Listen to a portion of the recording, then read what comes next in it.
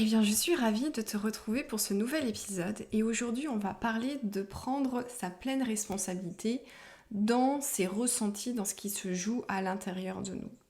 Alors, si j'avais envie de te faire ce partage sur un sujet qui est un peu plus particulier, un petit peu plus psychologique, c'est parce que j'ai eu un échange avec mes clientes et qui, je pense, peut justement t'aider à faire un changement de paradigme et lorsqu'il s'agit de changer de vie professionnelle, lorsqu'il s'agit de changement et qu'on a vraiment envie d'être une contribution pour le monde, eh bien c'est important que je te fasse ce partage-là. Donc comme tu le sais, si on veut construire un nouveau monde, beaucoup plus respectueux, plus inclusif, tolérant, bienveillant, eh bien nous devons nous-mêmes changer notre monde intérieur. Et c'est en soignant nos blessures, en changeant notre regard sur le monde, qu'on va pouvoir tout simplement faire briller notre lumière, s'autoriser à être pleinement nous-mêmes et ainsi embarquer avec nous eh bien, toutes les personnes qui auront tout simplement une résonance avec qui l'on est et qui auront envie de suivre notre chemin. Mais dans ce chemin de transformation intérieure, dans ce chemin vers l'expression pleine et pure de qui l'on est, au-delà de l'ego, au-delà de nos peurs, eh bien, il peut être bien difficile de prendre la pleine responsabilité de ce que l'on vit et de ce que l'on ressent. Il est plus facile de se dire, bon, pourquoi je ferais autant d'efforts, pourquoi je ferais autant ce travail sur moi-même, alors que mes amis, alors que d'autres à côté de moi, mes voisins, vivent leur vie tranquillement sans véritablement se poser de questions. Et oui, c'est ce que notre cerveau nous conduit à faire. Encore une fois, il aime nous garder dans nos repères, dans ce qui est connu et tout ce qui est de l'ordre de l'effort, de l'inconfort, eh bien il va tout faire pour que eh bien on n'y aille pas. L'ego, quant à lui, eh bien il souhaite également nous mettre à distance de la souffrance, de la douleur. Alors il fera tout pour nous protéger. Cependant, si aujourd'hui tu as vraiment envie de transformer ta vie, si aujourd'hui tu es lasse de vivre une vie qui ne te permet pas d'être pleinement alignée avec tes valeurs, tes désirs, tes besoins et que tu souhaites vraiment devenir une contribution pour le monde, pour tes enfants, si tu en as, pour ton entourage proche, il va être important d'embrasser cet inconfort. Et souvent dans une situation qui implique d'autres personnes, eh bien il peut nous sembler bien difficile de prendre la responsabilité de ce qui se passe, de ce qui se joue à l'intérieur de nous et on va avoir tendance à rejeter la faute sur les autres. Ça va être la faute de mon boss, ça va être la faute de mon responsable du N+1, ça va être la faute de mon mari, ça va être la faute de ma conjointe, ça va être la faute du gouvernement, etc., etc. De sorte que finalement, on se coupe tout simplement de notre pouvoir. Alors, deux cas de figure. Si tu es une personne spirituelle, tu as très certainement adhéré au concept selon lequel on est une âme incarnée dans un corps physique et qu'on a choisi notre famille parce que c'est elle qui va pouvoir nous permettre eh bien, de poursuivre un chemin de guérison. Dans ce cas-là, tu dois prendre conscience et intégrer la totalité du concept finalement, qui est de se dire, eh ben toutes les situations, toutes les personnes que je rencontre qui viennent me challenger, elles sont là dans le seul but de pouvoir me montrer qu'il y a encore des choses que je dois guérir, que je dois soigner, que je dois transformer à l'intérieur de moi pour que à la prochaine situation similaire, eh bien je ne sois plus impactée et que je sois dans le non-jugement, que je sois pleinement la personne que je suis profondément intrinsèquement. Si tu es un peu plus cartésienne, eh bien, dis-toi que le fait de considérer que dans chaque circonstance, eh bien, tu as le choix, tu as le contrôle, tu as le choix de choisir tes pensées, celles qui vont être motrices, c'est-à-dire des pensées qui vont te porter et non pas te tirer vers le bas. Donc, dans ce que je te partage, en fait, il ne s'agit en aucun cas d'accepter la situation. Il s'agit d'accepter les facettes de ta personnalité que tu n'aimes pas, d'accepter les émotions désagréables que tu ressens, d'accepter les comportements que tu as pu adopter à un moment donné, justement pour ne pas souffrir, pour ne pas ressentir une douleur qui inconsciemment aurait sa source dans un épisode de ta petite enfance qui a créé chez toi une blessure, une fêlure. Donc ce n'est pas l'expérience en elle-même que l'on doit accepter, mais bien les émotions que nous avons ressenties au moment de l'expérience et être dans la compassion et le non-jugement de ce que nous avons vécu. Souvent l'acceptation, elle est difficile parce que notre ego encore, il veut pas avouer, il ne veut pas admettre que les expériences difficiles que nous vivons, elles ont pour seul but de nous montrer que nous agissons finalement de la même façon que les autres, que ceux qui viennent nous challenger. Les autres sont notre miroir. Et souvent, je donne ce parallèle avec les enfants, si tu es mère de famille ou si tu es papa. C'est vraiment ce truc-là de dire finalement que les enfants sont aussi le miroir. Ils ont souvent cette capacité à appuyer là où ça fait mal. Et là encore, c'est juste la circonstance qui te montre qu'il y a quelque chose à transformer à l'intérieur de toi pour que la prochaine fois, lorsque ton gamin viendra appuyer sur ce fameux bouton, tu puisses être dans la maîtrise de tes émotions. Et du coup, dans la maîtrise du comportement, de l'action que tu vas poser.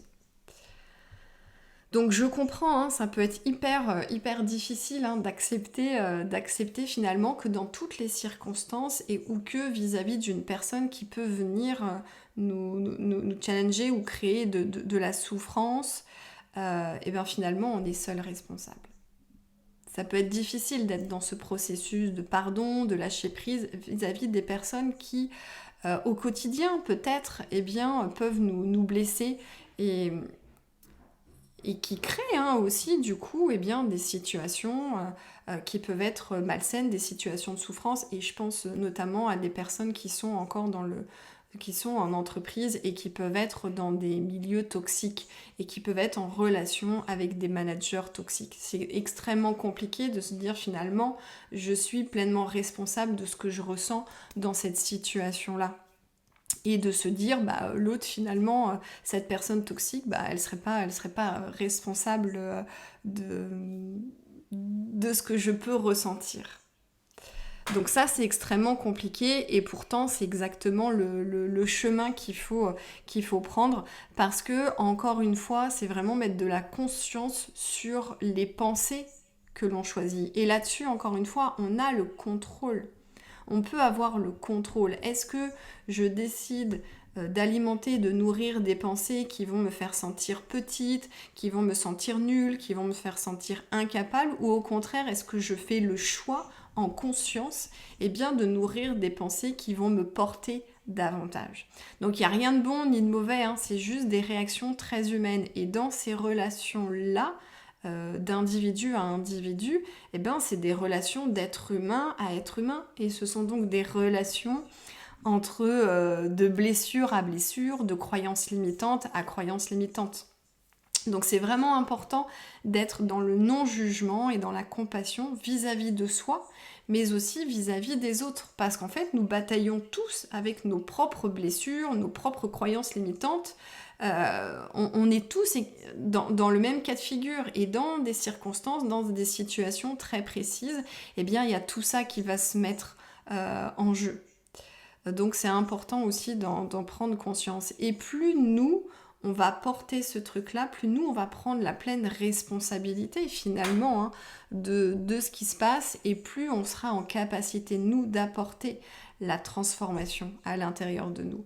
Et si par exemple on est face à un pervers narcissique, si malgré toi tu restes dans le jeu de cette personne-là, ça vient nourrir aussi les blessures et les croyances de cette personne. Alors que si toi tu fais ce travail de transformation à l'intérieur de toi, tes comportements vont changer, parce que tes pensées vont changer, et par voie de conséquence, la personne en face de toi, elle verra une autre personne. Et donc, elle n'aura plus l'impact qu'elle a. Donc, encore une fois, c'est compliqué, je le sais, de prendre cette responsabilité, mais encore une fois, quels sont tes objectifs, qu'est-ce que tu as envie de construire pour toi dans ta propre vie, mais aussi de construire, d'avoir une vision un peu plus large, peut-être pour tes enfants ou peut-être pour le monde de façon plus globale. C'est vraiment important d'en prendre conscience et d'avoir cette vision, cette projection et de se dire ok, qu'est-ce que j'ai envie de véhiculer, qu'est-ce que j'ai envie de transmettre, qu'est-ce que j'ai envie de construire. Et tu vois, la semaine dernière, j'étais avec mon coach et justement, je lui partageais une problématique en lien avec mon temps et je lui dis, j'ai vraiment la sensation de combler mon temps par des choses, par des tâches qui n'ont pas de valeur et après, derrière, je me dis, je n'ai pas le temps. Et il me dit, effectivement, donc il y a des choses à travailler, donc ça c'est en voie. Mais ce que je veux te partager par rapport à ça, c'est en fait de se dire, mais si à un moment donné tu décides de passer 5 minutes ou une demi-heure sur Instagram à regarder des comptes, ou si tu décides de regarder, je sais pas, une série télé pendant 1 heure en te mettant sur ton canapé, il faut que ce soit des choix faits en conscience. Et quand on fait des choix en conscience, on est pleinement là pour le coup responsable. Et donc il n'y a pas de jugement ou de critique à avoir. C'est juste à un moment donné, je fais le choix libre et conscient de passer du temps sur cette tâche-là plutôt que de faire autre chose. Donc aujourd'hui, c'est la même chose. Aujourd'hui, toi qui as envie de changer de vie, de découvrir ce pourquoi tu es faite et de pouvoir être aussi une contribution pour le monde, quelles sont tes priorités aujourd'hui? Est-ce que tu t'engages pleinement à prendre la pleine responsabilité de tout ce qui se joue à l'intérieur de toi, de toutes ces peurs aussi qui t'alimentent? Qu'est-ce qui fait qu'aujourd'hui tu n'arrives pas à trouver ta voie? Qu'est-ce qui fait qu'aujourd'hui tu n'arrives pas à te lancer? C'est tout ça qui se joue à l'intérieur. Bien sûr, il peut y avoir une question de méthodologie, mais la première chose qui se joue en fait dans ce truc-là, c'est vraiment le manque de clarté. Et le manque de clarté, c'est tout simplement tes peurs, tes croyances limitantes qui font qu'aujourd'hui, eh bien, ça crée des blocages. Donc, la transformation intérieure, elle passe par prendre la pleine responsabilité de ce qui se joue à l'intérieur de toi et de considérer la relation avec l'autre comme étant une opportunité de faire ce changement-là. Et non pas comme quelque chose qui va être un obstacle, comme quelque chose qui va être négatif dans ta vie, mais de te dire, ok, aujourd'hui, je suis dans une vie professionnelle compliquée, dans des relations toxiques, où il y a du conflit, où je me sens pas à ma place, etc. Et à chaque fois que je suis en lien avec telle ou telle personne, ça vient me peser, ça vient me tirer vers le bas.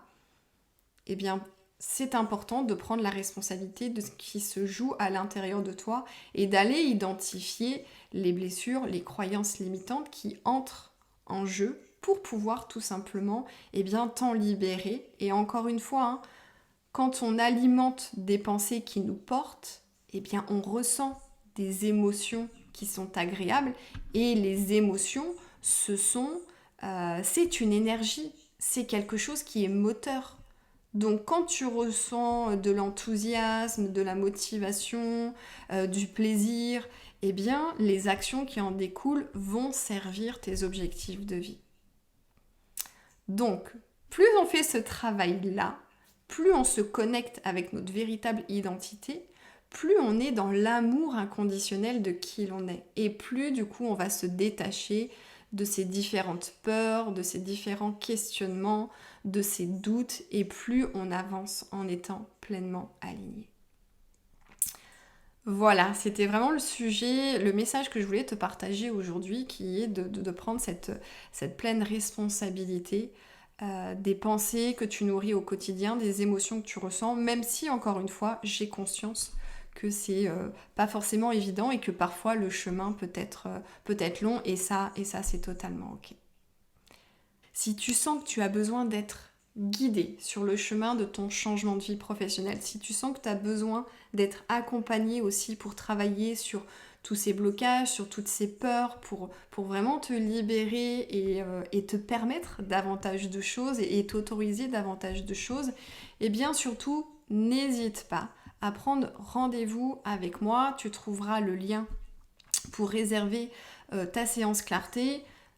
Au cours de cet échange, eh bien évidemment, on va faire connaissance, on va aller identifier tes besoins, ce dont tu as véritablement besoin de transformer, ce qui bloque pour pouvoir avancer dans ton chemin de vie, et puis voir si ce que je te propose répond à ta problématique, et de voir si on a envie d'aller plus loin toutes les deux. On se retrouve pour un prochain épisode.